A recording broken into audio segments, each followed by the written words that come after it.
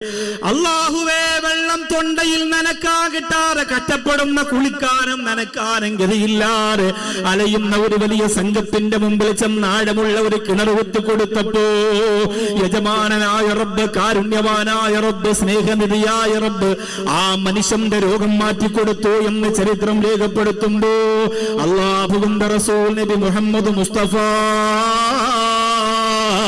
സല്ലല്ലാഹു അലൈഹി വസല്ലമ തങ്ങൾ പറഞ്ഞത് ദാവൂ മർവാകും ബിസ്സദഖ, സദഖ കൊണ്ട് നിങ്ങളുടെ രോഗത്തെ ചികിത്സിക്കാമെന്നാണ്.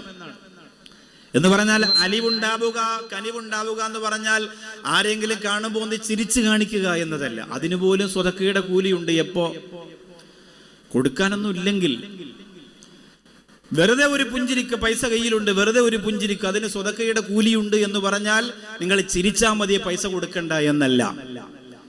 സ്നേഹത്തോടു കൂടിയുള്ള കൊടുക്കൽ വാങ്ങലുകളുടെ ശക്തിയാണ് സ്നേഹനായകൻ നബി മുഹമ്മദ് മുസ്തഫ സല്ലല്ലാഹു അലൈഹി വസല്ലമ തങ്ങൾ ആ വാക്കിലൂടെ ഓർമ്മപ്പെടുത്തുന്നത്.